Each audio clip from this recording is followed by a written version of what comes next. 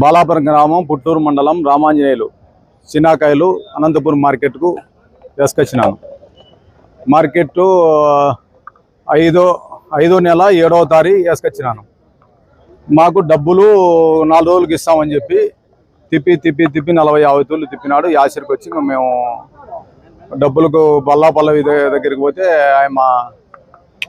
ఆయన మీడియాల దగ్గరికి పోమనింది, ఎస్సీ ఆఫీస్కి పోమనింది. ఇట్లా చెప్పారు. మేము తిరిగి దిక్కు తెలక సంబర్తనం. ఎన్ని రోజులైంది?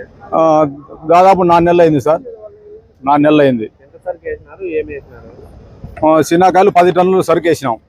10 టన్నుల్లో 44తో రేట్ వేసారు సార్. మాకు 44తో రేట్ వేసి తిప్పి 3 నెలల తర్వాత మీ కాయలు అట్లున్నాయి ఇట్లున్నాయి, నాకు నష్టం వచ్చిందని మళ్ళీ మధ్యలో పంచాయతీ చేసి 4 రూపాయలు కోసాడు కేజీ మీద.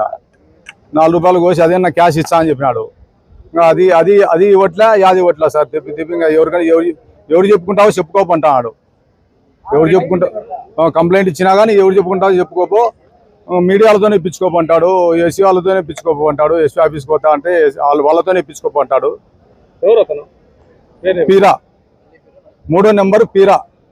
అంటే మీరు పోయినారా లేకపోతే ఎవరైనా పిలుచుకెళ్ళారా? అక్కడ అదే యూట్యూబ్లో చూసిపోయా సార్. వాళ్ళు యూట్యూబ్లో ఇచ్చారు.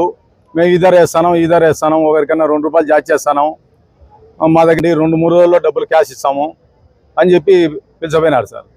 2-3 రోజుల్లో తిరిగి ఆశరికి వచ్చి ఇంకా అప్పుడింత 25,000, 50,000, 1,25,000 ఇచ్చారు సార్. మొత్తానికి గాను ఇంకా 2,50,000 రావాలి సార్. మాకు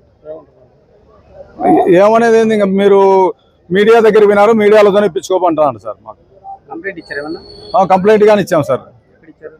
పుట్టూరు పోలీస్ స్టేషన్లో ఇచ్చాం కంప్లైంట్. వాళ్ళు ఇచ్చాలి అని చెప్తారు. వాళ్ళు డేట్ చెప్తారు. నేను తిరిగి ముందు నుంచి తిరిగి ఆశ్చర్యకి పడినా కదా సార్. నేను నమ్మట్లేదు సార్. ఇంకా వాడు ఇవ్వడు అని ఆయన మీడియాలతోనే ఇప్పించుకోపో, నువ్వు అన్నిసార్లు కంప్లైంట్ ఇస్తాను, అందరి దగ్గరికి పోతావు, నీ బుద్ధి పుట్టినట్టు తిరుగుతావు అని చెప్తాను సార్.